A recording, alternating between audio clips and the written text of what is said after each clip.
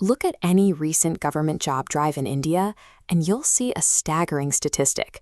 Over 200 million applications filed in just a few years, fighting for a tiny fraction of actual vacancies. The immediate cultural reaction is often to write this off as a generation of youth who simply want an easy, low-effort career. But labeling this behavior as laziness ignores the actual math. These young adults are executing a highly rational calculation in behavioral economics. They are reacting to a structural flaw we can call incentive inequality, a skewed equation that governs modern Indian career choices. When the economic environment actively penalizes private enterprise and heavily subsidizes government roles, dedicating years to clearing a single exam becomes the only logical move for a young citizen to make. Consider the inputs of the Indian private sector. Your job security is highly volatile, you face relentless target-based stress daily, and your retirement relies entirely on your own savings, with no guaranteed pension. Compare that to the alternative. The government sector hoards the nation's best benefits, offering lifetime pensions, significantly lower performance pressure, and ironclad job security, regardless of market conditions. Given those two options, why would any rational actor choose a path of high stress and zero safety nets when they could secure an absolute lifetime guarantee? This dynamic is about to accelerate.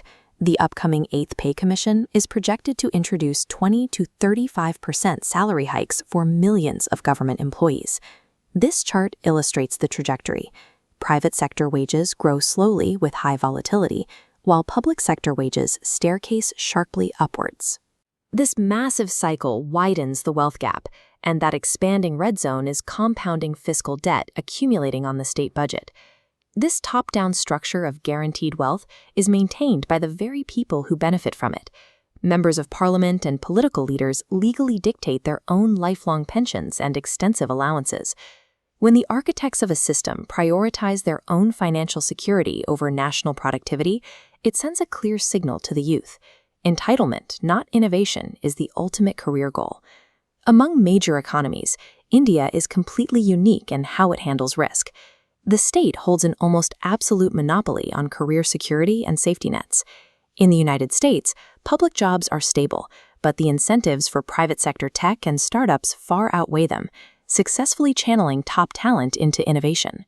China operates with a massive government apparatus, but roles remain fiercely performance-driven, pushing major talent into industrial manufacturing and engineering instead of pure bureaucracy.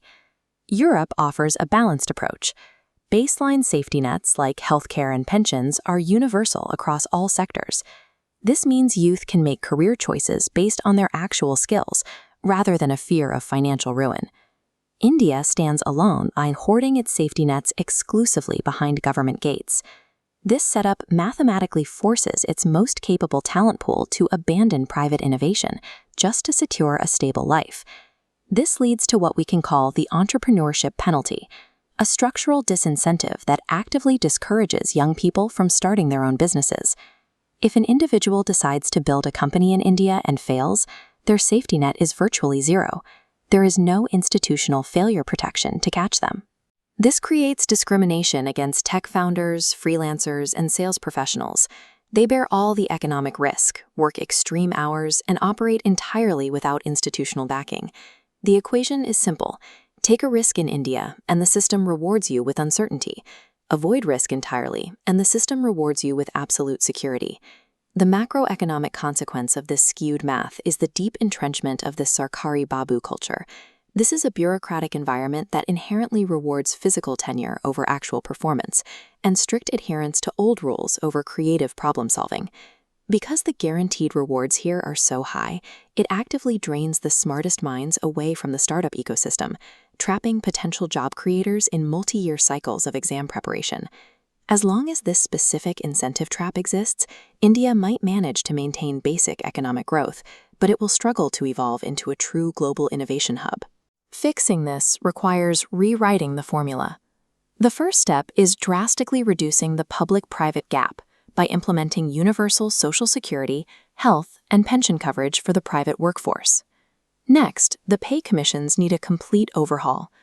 Government salary increments must be linked strictly to measurable performance metrics and output, rather than just years of service.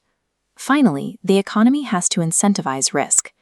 Providing robust tax benefits for startups and active failure protection policies will make private innovations safe enough to attempt. India has never lacked talent. It lacks balanced incentives. If it wants to build a nation of job creators, the system must finally decide what it values more: absolute security or actual skill.